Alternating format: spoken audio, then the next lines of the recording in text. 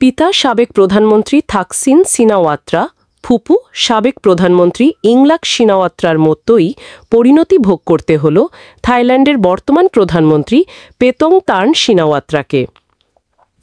একটি ফোন কলকে ঘিরে থাইল্যান্ডের সাংবিধানিক আদালত প্রধানমন্ত্রী পেতোংতার্ন সিনাওয়াত্রাকে সাময়িক বরখাস্ত করেছে।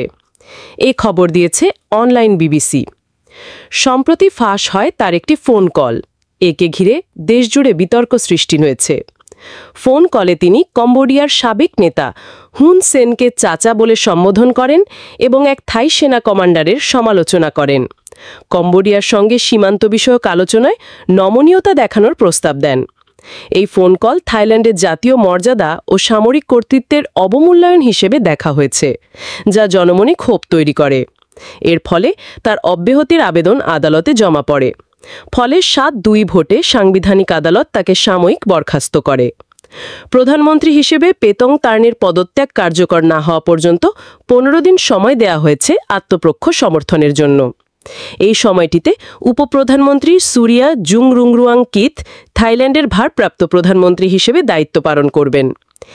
শেষ পর্যন্ত যদি তিনি ক্ষমতাচ্যুত হন, তাহলে পেতোংতার্ন হবেন গত বছরের অগস্টের পর থেকে ফু থাই পার্টির ক্ষমতা হারানো দ্বিতীয় প্রধানমন্ত্রী। ওই সময় তার পূর্বসূরি প্রধানমন্ত্রী শ্রেথা থাবিসিনকে অতীতে জেল খাটা সাবেক এক আইনজীবীকে মন্ত্রিপরিষদে নিয়োগ দেওয়ার কারণে বরখাস্ত করেছিল দেশটির সাংবিধানিক আদালত। থাবিসিনকে ক্ষমতাচ্যুত করার কয়েকদিনের মধ্যে থাইল্যান্ডের প্রধানমন্ত্রী হিসেবে শপথ নিয়েছিলেন থাকসিন পরিবারের সদস্য পেতোংতার্ন। তিনি দেশটির সবচেয়ে কম বয়সী এবং ফুপু ইংলাকের পর দ্বিতীয় নারী প্রধানমন্ত্রী হয়েছিলেন। থাইল্যান্ডের রাজনীতিতে সামরিক বাহিনীর উল্লেখযোগ্য প্রভাব রয়েছে।